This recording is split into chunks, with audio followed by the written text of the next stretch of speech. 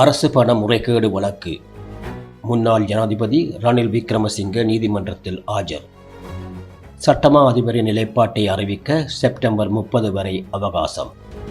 அரசு பணத்தை முறைகேடாக பயன்படுத்தியதாக கூறப்படும் குற்றச்சாட்டின் கீழ் சந்தேக நபர்களாக நீதிமன்றில் முன்னிலைப்படுத்தப்பட்டுள்ள முன்னாள் ஜனாதிபதி ரணில் விக்ரமசிங்க மற்றும் முன்னாள் ஜனாதிபதியின் செயலாளர் சமன் ஏகநாயக்க ஆகியோருக்கு எதிரான சட்ட நடவடிக்கை குறித்து சட்டமா அதிபரின் நிலைப்பாட்டை அறிவிக்குமாறு கொழும்பு கோட்டை நீதவான் பசான் அமரசேன இன்று 8/7/2026 இன்றைய தினம் உத்தரவிட்டுள்ளார். இந்த வழக்கு இன்றைய தினம் கொழும்பு கோட்டை நீதவான் முன்னிலையில் விசாரணைக்கு எடுத்துக் கொள்ளப்பட்ட போது இது குறித்த அடுத்த கட்ட அறிவித்தலுக்காக வழக்கை வரும் செப்டம்பர் மாதம் 30ஆம் தேதி மீண்டும் அழைக்குமாறு நீதவான் உத்தரவிட்டார். இன்றைய வழக்கு விசாரணையின் போது நீதிமன்றில் ஆஜரான குற்றப்புலனாய்வு திணைக்கள அதிகாரிகள் இச்சம்பவம் தொடர்பான விசாரணைகள் அனைத்தும் நிறைவடைந்து அதற்கான கோப்புகள் சட்டமா அதிபரிடம் சமர்ப்பிக்கப்பட்டுள்ளதாக தெரிவித்தனர்.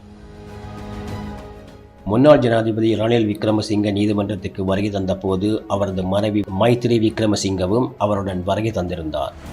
முன்னாள் ஜனாதிபதியின் நீதிமன்ற வருகையை முன்னிட்டு முன்னாள் நாடாளுமன்ற உறுப்பினர்கள் மற்றும் பெருந்திரளான ஆதரவாளர்கள் கொழும்பு கோட்டை நீதிமன்றத்துக்கு வெளியே குழுமியிருந்ததோடு நீதிமன்றத்தை சுற்றியுள்ள பகுதிகளில் பலத்த போலீஸ் பாதுகாப்பும் போடப்பட்டிருந்தமை குறிப்பிடத்தக்கது.